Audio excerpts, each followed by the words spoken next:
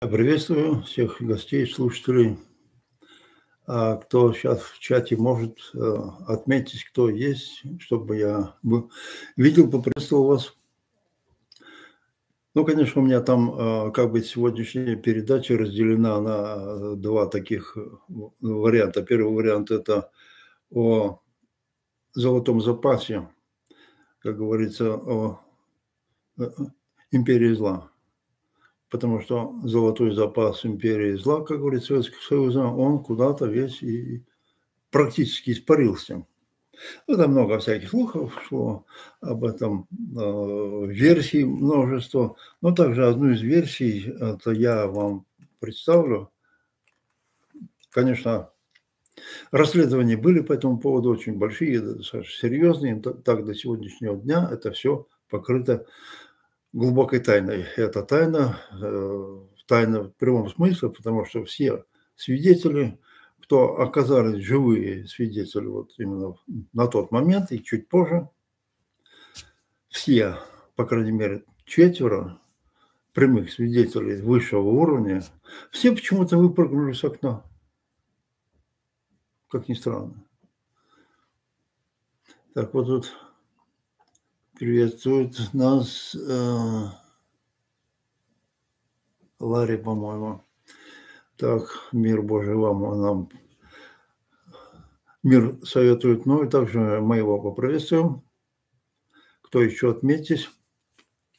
И вторая тема у нас тоже довольно актуальна. Почему она у меня возникла, вторая тема? Потому что когда я поднял вопрос о всех Б, о Шатрове, вот от этой вот деятельности, то получил шквал таких вот, как бы в защиту, в оправдание всего.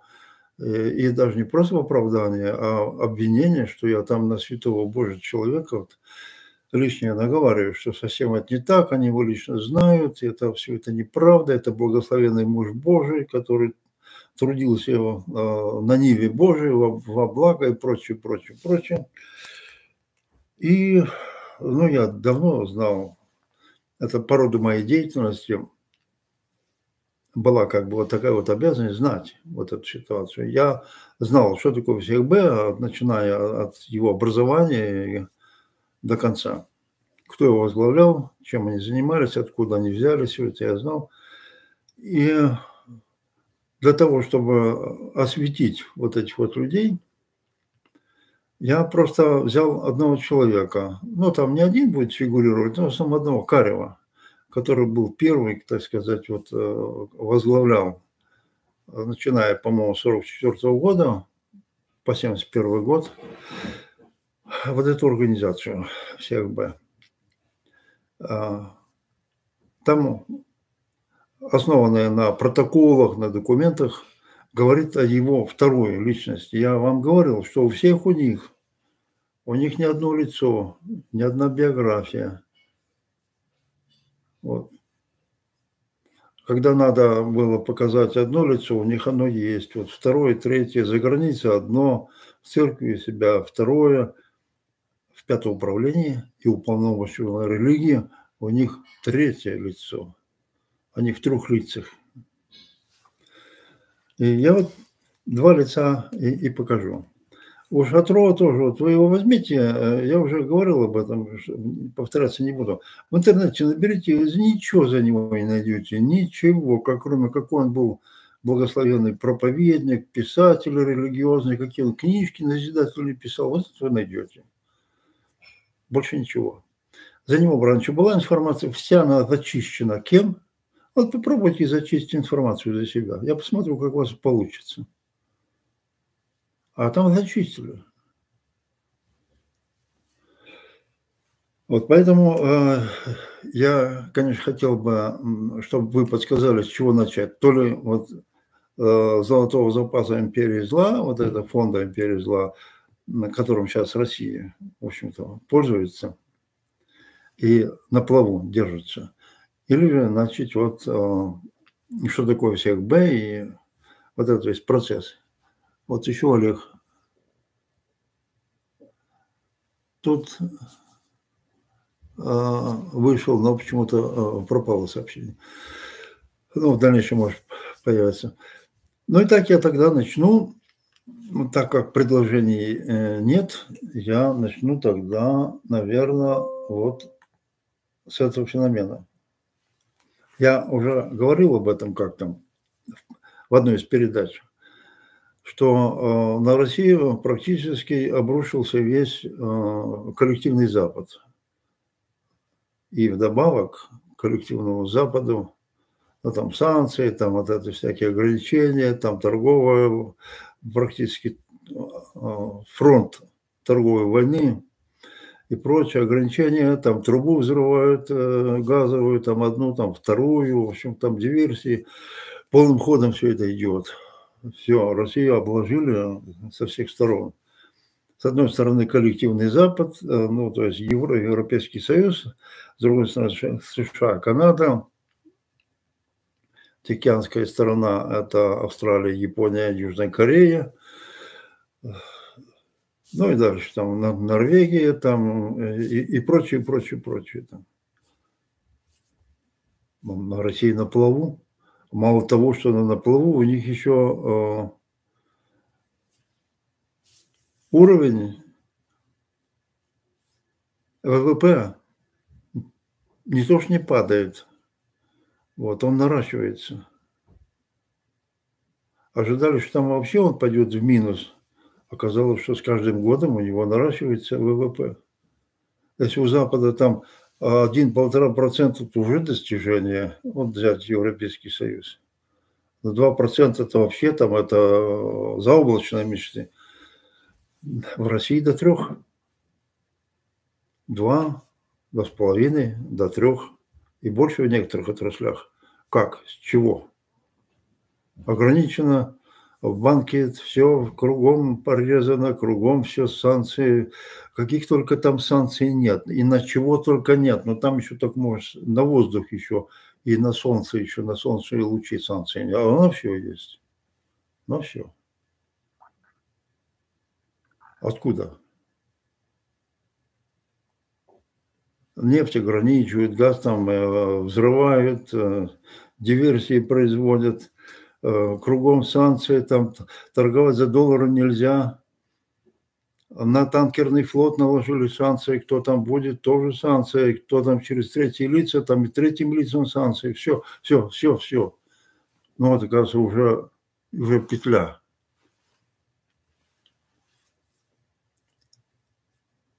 Сагая приветствует. Спрашивают о новых иммигрантах Украины. Но эту тему мы поднимем тоже, ну, как время будет. И вот получается феномен. Откуда деньги? Ведь сейчас не просто заработать деньги, а просто вот хотя бы вот удержаться как-то, вот, чтобы голод в России не начался. Чтобы что-то где-то продать, чтобы что-то где-то купить, чтобы что-то приобрести.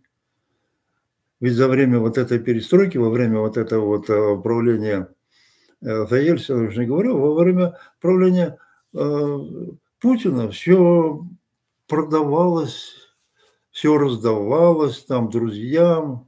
У него все друзья миллиардеры. Там не успел познакомиться какой-то дворник. Вот приезжает от Усманов, кто он такой, там узбек какой-то там вообще. Вид у него такой непрезентабельный. Миллиардер там сейчас вообще. У него там яхты там, которые стоят по миллиарду.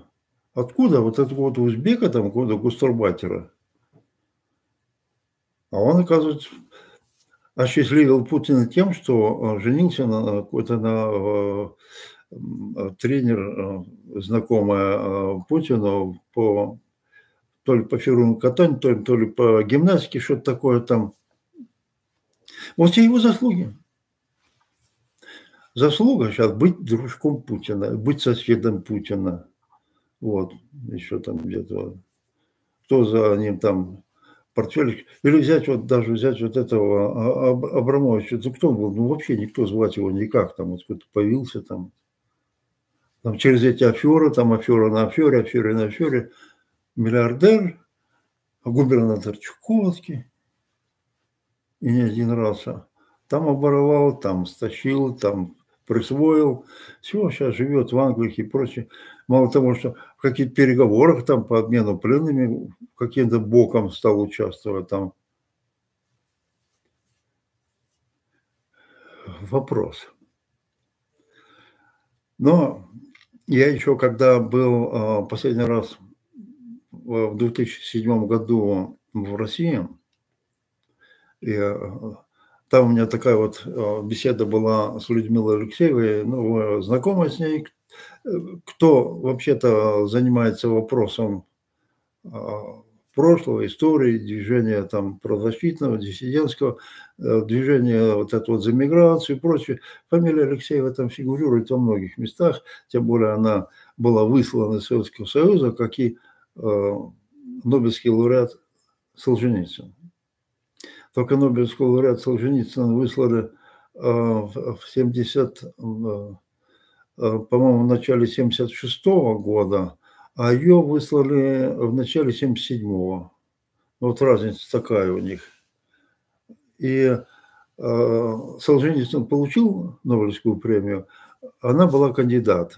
Кандидат, но не получила. Но кандидат на Нобеля это тоже звучит. Да вот и при ее связях у нее муж был весьма известная личность. Вот она сама через некоторые связи была родственницей Сахарова. И поэтому у нее информация была, то есть, как бы неофициальная, которая нигде не публикуется. Об этом не принято вообще даже говорить. Потому что я вам говорил, те, кто слишком много знал, оказались, что все как один повыпрыгивали у себя с окна. Вот я вам даже могу потом прочитать, кто. Вот. Другие просто исчезали. Все, кто как-то знал вот по поводу вот этого золотого запаса. А что было с этим золотым запасом? В 91 году, вот я буду зачитывать, в 91 году в хранилище Госбанка не досчитались, вот аудит сделали просто вот в 2011 году, хотя это, ну, то есть в 91 году, хотя там раньше началось. 11 миллиардов долларов США. Ну, что такое на то время 11 миллиардов? Вот прикинем, в 91 году минимум вещь был в Соединенных Штатах где-то 3,50. Сейчас минимум вещь, наверное, где-то долларов, наверное, 17 или 18. Ну, это где-то приблизительно в 6 раз. Ну, так, где-то вот колеблется. Значит, вот 11 умножить на 6 получается около 70 миллиардов. Просто вот так раз и с Госбанка исчезло. Ну, это мелочи по сравнению с того, что было дальше. Но когда кинулись подсчитывать золотой запас, аудит делать, не досчитались 2400 тонн золота. 2400 тонн золота. Для сравнения, сейчас весь золотой запас России 2300 тонн. Сейчас нет такого золотого запаса, который в то время исчез. Это официально исчез. Я вам скажу, что сейчас вот это вот золотой запас России, он оценивается в 600 с лишним миллиардов долларов. 600 с лишним миллиардов. Это вот так-то, плюс-минус там с лишним 600 миллиардов. Но вот сейчас заморозили, и идет вопрос о конфискации в России 300 миллиардов. Ну, это вот половина того, что золотого запаса. Но это как бы тоже вопрос такой. Я так к чему? Я вот для сравнения. Но то, что 2400 исчезло, это то, что исчезло, то, что они обнаружили, но они много там вообще, ну, это темные времена были, вот 91 год. Там вообще не понять, что творилось, кто чем заведовал и кто потом кому за что отвечать. Но там все это начиналось не, как вот мне объяснила Алексеева, там все начиналось еще при Андропове. Андропов уже вот это запланировал, вот эту перестройку. Он же знал, к чему все это подойдет. Почему она это мне рассказывала? Рассказывала потому, что она говорит, Борис говорит, нас, говорит, репрессировали, мы сели, нет, не думаешь, вот что, вот там такие уж для них были страшные, да нет, для них страшные не были. Они нас могли просто, говорит, вот так вот смять в один момент, и о нас бы через год, через два никто и не помнил, что были такие, что был Алексеева, что был Перчаткин, что был Горячев, что был Сахаров. Они, говорят, с нами бы разделались, и через 2 года все забыли, и мир бы все успокоился. А мы были нужны для того, чтобы прикрыть вот эту свою деятельность. Что как бы вот спецслужбы занимаются, вот они враги, вот мы с ними боремся, вот они подрывают власть советскую и прочее, прочее. На самом деле под эту сурдинку, под это дело все уже началось разворовываться, все уже началось распределяться еще при Андропове. Вот эти все его были затеи, там, что он придумал, как он выражался, нам нужно прильнуть к чистому истоку учения ленинизма и марксизма, вот прильнуть к этому чистому источнику. Все это были слова. Под это дело готовилось большой грабеж Советского Союза. И они уже делили там все. А Горбачев просто как ослик, он выполнял, уже была задана линия, уже было все разработано, уже было все готово, уже был момент вот такой вот кульминационный, когда он в открытую уже объявил вот эту перестройку, и дело пошло к развалу Союза. Это он понял в 85 году, когда я говорил, когда люди уже с нашего захода стали убирать в лагерях, там в мир западный, там что такое, что происходит, там тот умер, того, там тот пропал, там шум, там уже тогда стали ограничивать, тогда уже стали империя зла прямо называть это там Регин, вот это вот название, как бы вот ярлык повесил империя зла. Ой, надо что-то делать, да мы же не империя зла, да мы же хорошие, да мы же вот просто нас не поняли, вот надо что-то делать. И вот тогда вот это пошла перестройка, тогда вот с лагерей стали отпускать. Но все, уже процесс пошел. Она не говорит, воровать уже тогда стали, они, собственно, это не воровство называлось, даже не экспроприация называлась, вот, а это просто называлось у них там по-своему, это взгляд в будущее, это проект будущего. Они знали, что когда это все это развалится, они знали, что вот это произойдет, и потом когда-то надо будет империю восстанавливать. Вы что думаете, они разваливались с благих намерений? Нет, они видели, что дело идет уже к концу, что идеология себя это не оправдала. Идеология марксизма, коммунизма, еще над ней все смеялись. А вот он говорил, надо прильнуть к чистому источнику марксизма-ленинизма, а люди хохочут, там что-то такое. Да, да уже это как притча во языцах был. Это как в современной церкви сейчас. Вот эти лозунги, призывы, они не работают. Не работают. Они моральный стимул для людей не дают. Люди не меняются. Люди слышат, как, вот пришли, вот, надо вот что-то говорить, вот говорят, вот точно так было тогда. Все это предвиделось. И вот это время настало, когда распечатали вот эти вот фонды. Эти фонды, вот только 2400 тонн, это официально, которые исчезли, которые были спрятаны за рубежом. Я специально люди знали вот этот доступ вот к этим фондам. Каждый в своей отрасли имел, каждый имел свое направление. А потом они начали лишних людей и подозрительных зачищать. Кроме этого, я уже как-то рассказывал, я же прочитаю. Так. Как вы думаете, наступило ли время восстановления СССР? Если да, то какова судьба Украины? Приветствую так вас из города Партизан, с бывшей Сучан. О, ну это же вот, у меня там мать родилась, мир вам. Да, был я там много раз в этом Сучане, и у меня там родственники дальние до сих пор живут.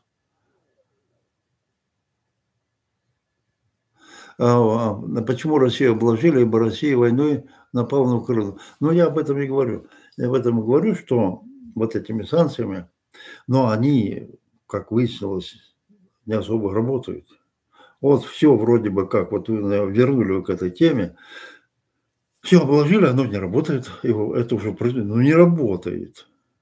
Откуда у России экономика поднимается, откуда у России, откуда деньги есть, откуда они оплачивают вот эту вот войну, оплачивают, расходы оплачивают, пенсии, все, ничего не падает. Никакой логики вообще-то, ну, все экономические здесь законы не работают. Одно тут выпустили из виду. А куда девались золотые запасы? Золотые запасы исчезли больше, чем сейчас в России золотых запасов. Золотых запасов больше исчезло в 91 году, чем сейчас Россия имеет. Как? И мне вспомнилось, я об этом уже как-то в одну из, ну, давно говорил, что когда я был в колымских лагерях, у меня там много было встреч таких довольно интересных. Ну, Колыма есть Колыма, это место, жуткое место, это место, откуда мало кто возвращался. И мне приходилось разговаривать с людьми, которые уже там отсидели по 25 лет. А с одним человеком я там встречался, который 42 года отсидел там, на Колыме. 42 года. Это был 83 или 84 год был. Вот, отбросьте, 82, получается, 40-й год. Вот 41-42 год. Вот как раз он вот это все, это прошел, там, 40-е годы, война, там вот это вот все, когда людей гнали золото мыть. Золото мыть.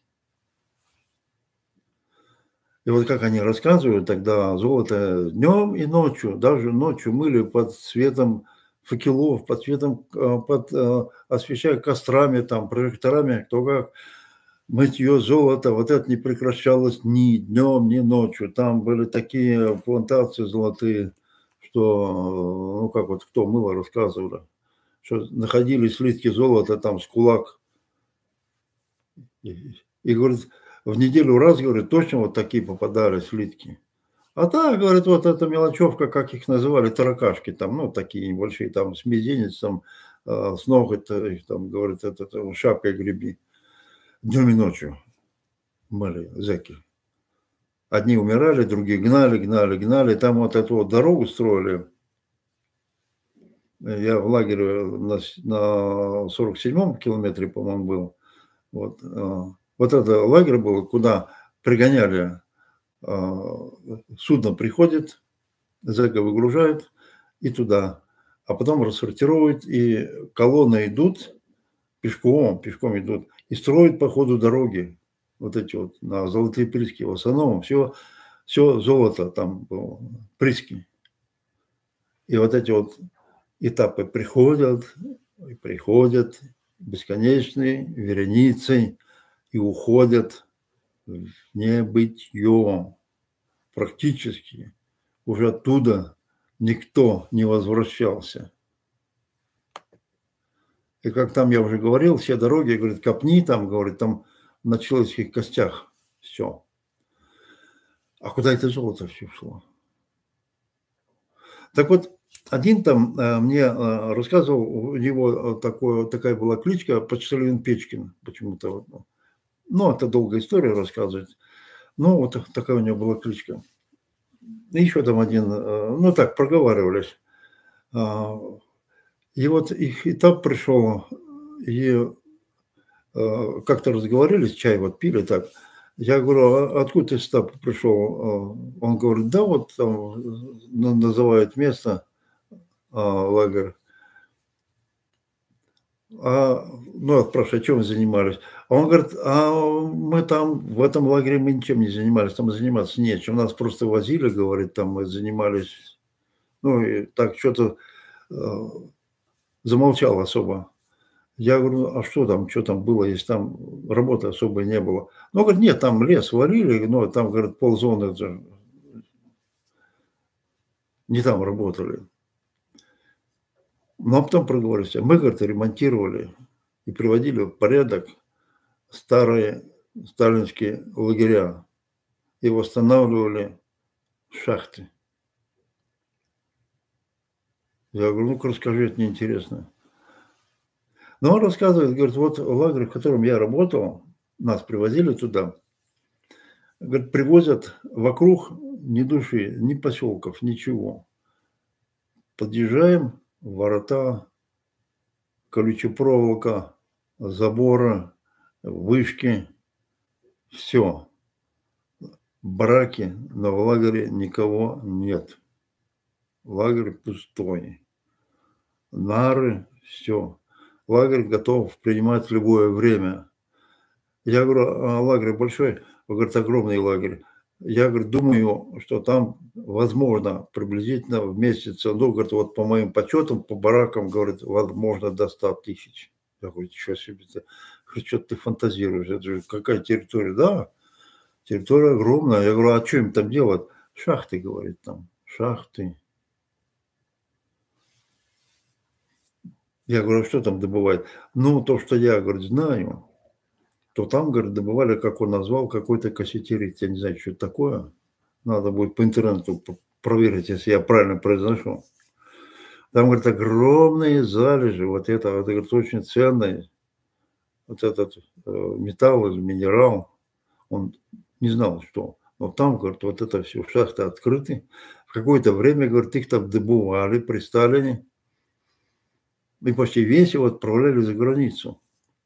А потом, говорит, по каким-то причинам это все прекратилось, лагерь закрыли, а сейчас, говорит, почему-то о нем вспомнили. Обратите внимание, 83-84 год, когда пришел к власти Андропов.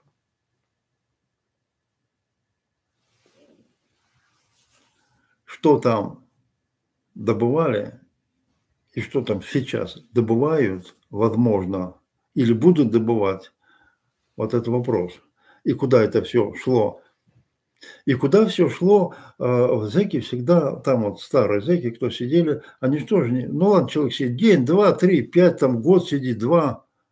А если он там сидит 10 лет, если он 15 лет, он же начинает знать, узнавать начинает как-то, ну, оно вольно-невольно, это знания приходят.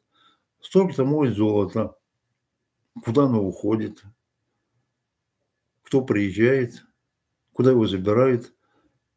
Они сами рассказывали, что в лучшем случае, говорят, что в лучшем случае, говорят, уходило как бы вот официально вот с этого золота, что они мыли, говорят, в лучшем случае, говорят, это половина, а то, говорят, меньше половины. Остальное, говорит, вообще куда-то исчезает. Ну, там же разные люди. Кто моет, кто подсчитывает, кто его там, как это они называют, ну, обрабатывает, потом там химия его обрабатывает и прочее там. Кто-то его там пакует и прочее. Потом приезжает охрана с машинами. Они примерно знают, сколько там золота и сколько может машина уместиться. Но они знают, что эта машина может увезти там, ну, какие были машины, 50-е годы, 60-е даже. Тем более Колыма. Ну, сколько там может там? Ну, 5 тонн, 3 тонны, тонну. А добывали, говорят, по 300 тонн. По 300 тонн, вот, рассказывали, там одно место было, еще знал, как оно называется. Хорошо запомнил, что там поселок какой-то недалеко, Сусуман. Вот где-то они мыли. Говорит, по 300 тонн. Так у нас, говорит, никогда транспорт такой не... Что такое 300 тонн, говорит, вывезти? Это значит, надо, чтобы золото везли минимум, ну, хотя бы там 100 грузовиков. Да никогда, говорит, такого за золотом не приезжали. Ну, приедет там в месяц, там 2-3 машины и увезут золото с охраной. У них уже вопрос, а куда оно могло деваться? Вот они там гадают, там. Потом поняли, что оно где-то прячется, где-то есть место.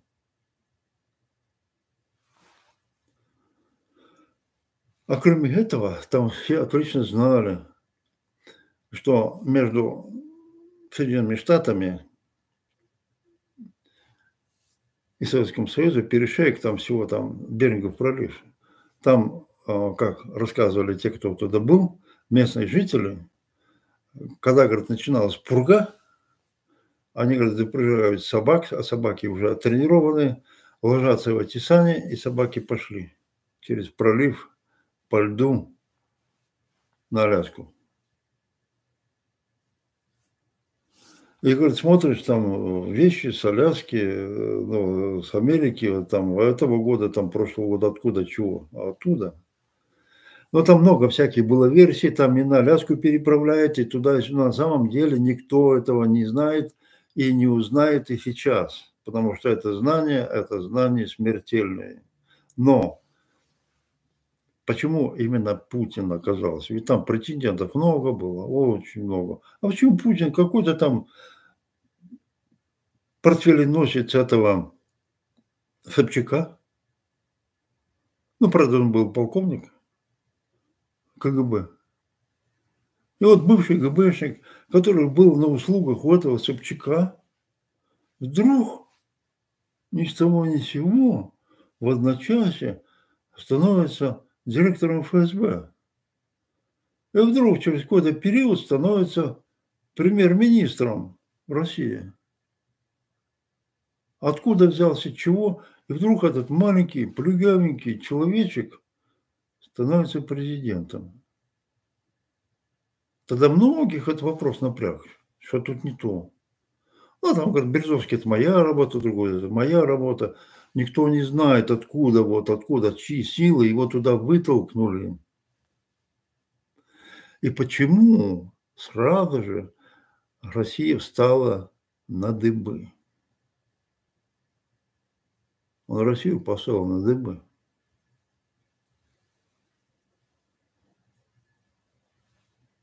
Я дальше, конечно, не буду распространять, потому что некоторая информация, нежелательно мне ее сейчас говорить.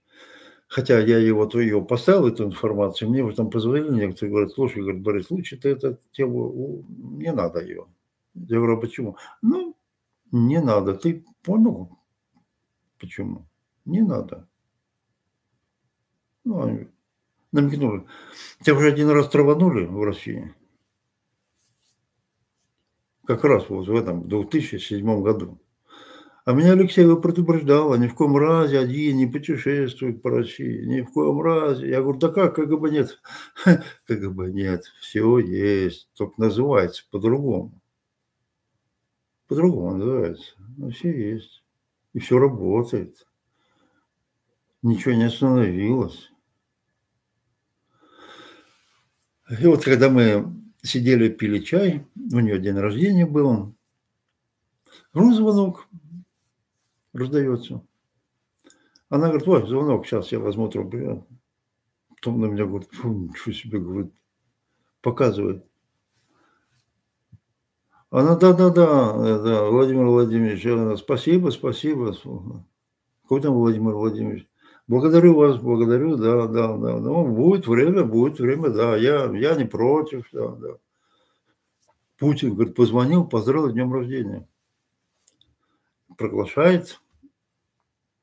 Вот. Ну, она там сказала, да вот чай пьем. И он ее пригласил на чай. Я говорю, ну и как? Это подлец, говорит он, Путин. Но с пользой дела общаться надо. Но это, говорю, ее уровень знания. Много о чем мы говорили. Я еще напоминаю, первые пресс-конференции для пятидесятников, добивающие исхода и добивающие свободы вероисповедания в Советском Союзе. Первая грандиозная пресс-конференция для иностранных журналистов была у нее на квартире в 1976 года в декабре месяце.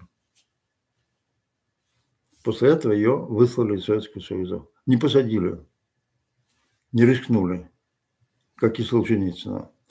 Слишком мимо громко, и, ну, естественно, какие-то есть дяди большие, которые не были заинтересованы, чтобы ее сажать. Овчинка выделки не стоит. Ну вот я вам рассказал по поводу откуда вот это вот. Ну, забрали, ну, заморозили 300 миллиардов. Так у них золотой запас 600 с лишним миллиардов, это официально, только официально.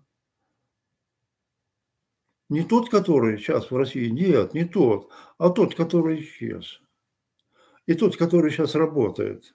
И тот, который время от времени через какие-то там проекты, через какие-то там манипуляции, время от времени эти деньги попадают в бюджет России.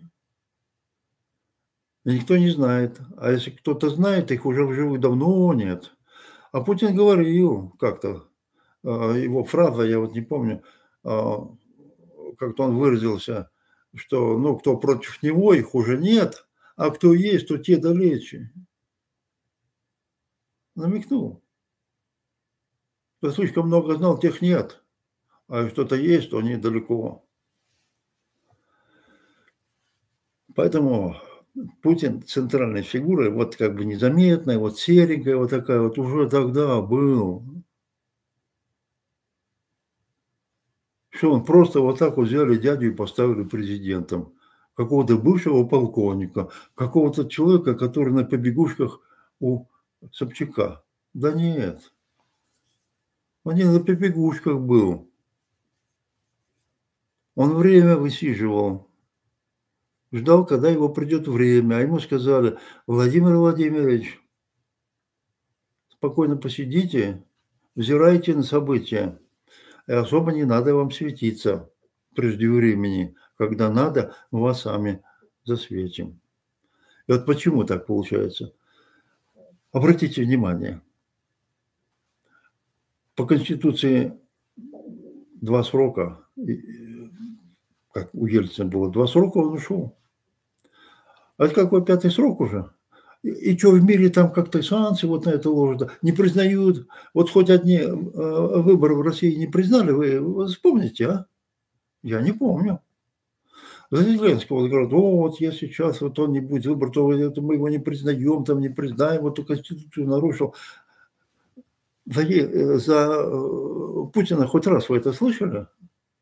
Я не слышал. Чтобы говорили: смотри, там, вот Конституцию нарушаешь, ты не имеешь права, ты вот это все. Ну, это, может, где-то говорили. А дела-то где? Что, пришли ему там от президента там Соединенных Штатов, там от премьер-министров: Путин, мы тебя не признаем, там все, в Организации Объединенных Наций: Путин, мы тебя не признаем, там Европейский Союз, там мы тебя не признаем. Нету.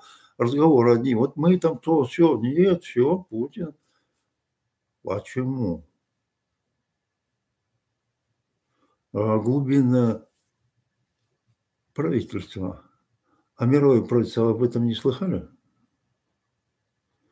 Вот это вот все это возня, вот это вот все это одно. Действительность совсем другая.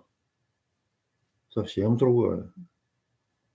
О действительности не пишут, о действительности не говорят эксперты, так называемые, по телевидению. Действительность, она видна через десятилетия. Действительность вы можете увидеть и даже не через 10 лет, а вы ее почувствуете. И только ваши вот потомки ее почувствуют. Когда это все это войдет в силу, в полную меру. Так вот, где вот это все? И кто помогает Путину? А почему? Кто помогает Путину? Почему помогает? И почему, кто помогает Путину, заткнул рот? Байден, заткнись. Путин был, есть и будет. Макрон, присядь. Путин есть, был и должен быть. И не тебе это вякать об этом. Когда надо, мы сами скажем. Скажи спасибо, что мы тебя терпим. А вякнешь, вылетишь. Хоть один. Вот вы найдите в прессе, сделал заявление после выборов. Вот, я же не буду говорить за прошлое. Вот за эти выборы. Мы не признаем Путина. Выборы были нелегальные, выборы были нелегитимные. Нет. Указываю вам. Команда была мирового правительства. А что они затеяли?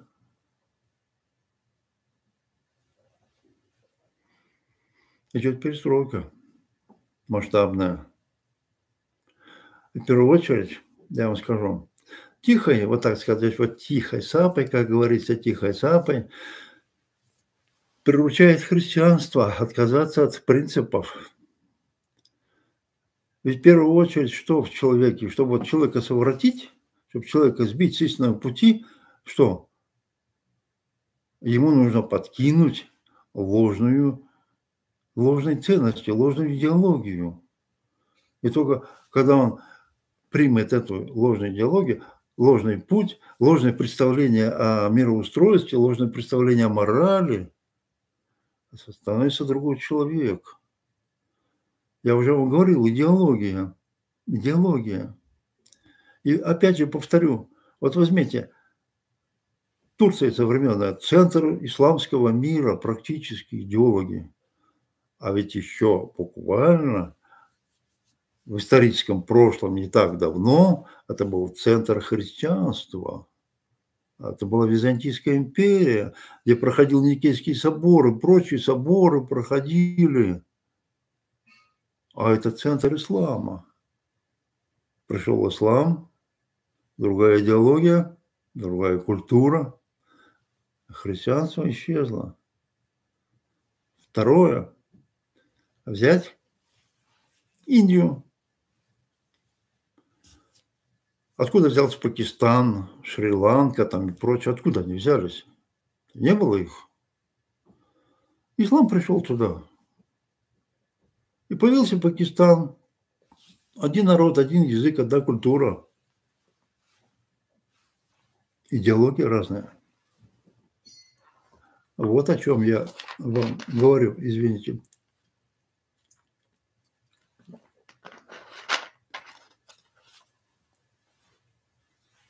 Взять Россию. Я имею в виду ту Россию, которая была до христианства. Язычество было. Пришло христианство, все, другая страна, другая культура. Все. Один народ, один язык, культура другая. Идеология другая. Взять Германию. Вот на наших глазах сентиментальные немцы, склонные к философии. Ведь сколько философов в Германии? Пришел фашизм.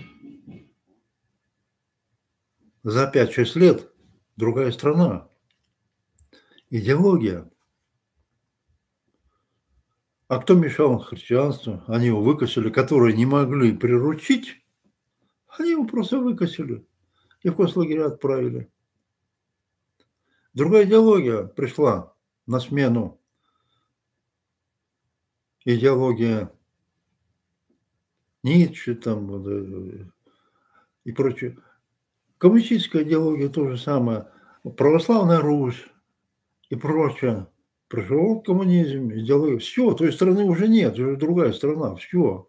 Идеология. Вот о чем я и говорю. Мировое правительство готовит новую идеологию. А мешает ей пока на сегодняшний день. Пока. Уже, правда, мешает очень робко, очень как неуверенно, с какими-то сомнениями. Но постоянно отступает, сдает позиции за позиции, приходит новая идеология. А вот какая-то идеология, она еще себя до конца не показала. Нет, они сразу не показывают. Что фашисты сразу показали результат своей идеологии, что они там концлагеря загонят, что они там чистки устроят. Нет. Или что, в России, когда коммунисты пришли, они что говорили? Нет, ну вот они-то благие намерения, землю крестьянам, там, рабочим заводы, там, прочее. А когда пришли, они крестьян загнали в колхозы, рабочих сделали рабами, все сделали наоборот, что говорили. Вот то же самое и сейчас. Вот ценности, они уже это ценностями уже называют. Вот еще 30 лет назад, 20, они это ценностями не называли. Вот что сейчас ценности. Вы знаете, о чем я говорю. Вот к чему мы подходим. Понимаете вопрос? Глубинное правительство, тайное, закулисные вот это вот. Они Путина держат на плаву. Они. И что бы ни делали сейчас, вот коллективный Запад, мощь такая, если взять их, объединить вот это все, экономическую мощь Запада, военную, экономию, да там от России там мокрого места не останется там за неделю, я вам скажу, за неделю Россия на колени встанет. Нет. Нет этого. А почему? Почему работает глубинное правительство? А почему она не раскрыла резервы, вот эти вот тайные резервы Путина? Они давно копились. Я вам говорю, тайное правительство, они работают на перспективу. Они работают годами, десятилетиями. И даже одно поколение тайного правительства не всегда доходит до задуманного. А вместе с тем они в основном долгожители, кстати. Для них 100 лет – это не возраст. Я скажу, не возраст для них 100 лет. Так что они успевают на протяжении своей жизни некоторые проекты довести до конца. Итак, я сегодня уже навряд ли успею вам сказать больше. Сейчас просто прочитаю. Так.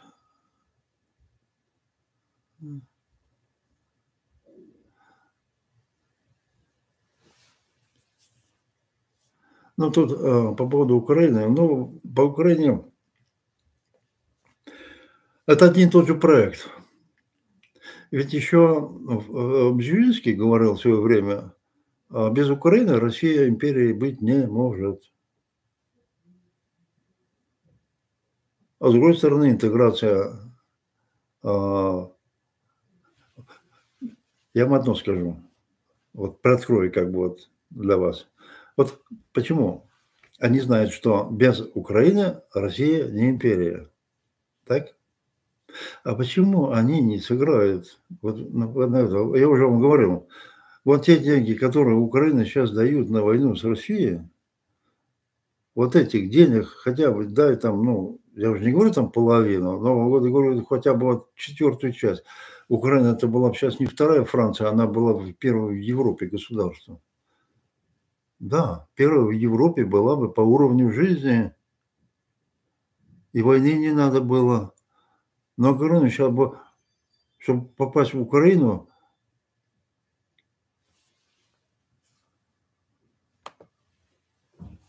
там сейчас бы очереди стояли годами,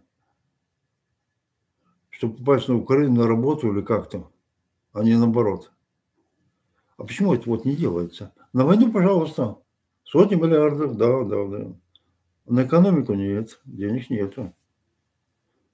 Это тоже тайна.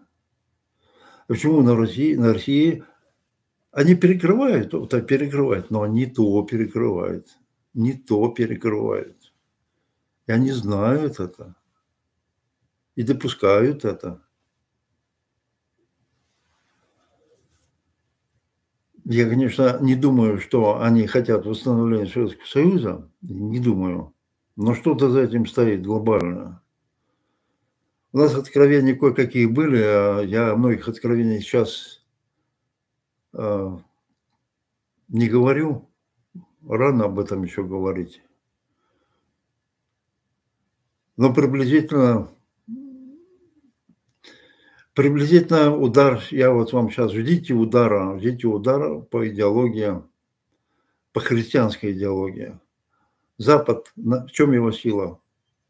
Вот почему нам были откровения, что бедствие будет по всей земле. Вот после того, как вот это произойдет с Советским Союзом, после бедствия пойдут по всей земле. Но в Соединенных Штатах оно оказывается меньше всего. И почему? Они не пролили крови святых пока. Вот как только они начнут это делать, вот благословение Оно сейчас постепенно, они отходят от христианских принципов, и благословение отходит. Обратили внимание, вот Соединенные Штаты еще 40 лет назад, когда еще вот эти вот движения всякие ЛГБТ, а там это прочее, на них смотрели там как чуму какую-то. Америка другая была. Я уже не говорю там 50 лет назад, на наших глазах. И сейчас все это отступает, христианство отступает, позицию вот эти вот берут эту позицию. И когда вот они позицию возьмут, тогда благословение будет снято. Все. Сейчас Соединенные Штаты благополучно существуют только за счет бывших поколений, которые не пролили крови святых и которые вас приняли сюда. И поправка Лунтерберга была сделана при Рейгене. И существовала во время Буша и дальше. И сейчас пока существует, пока...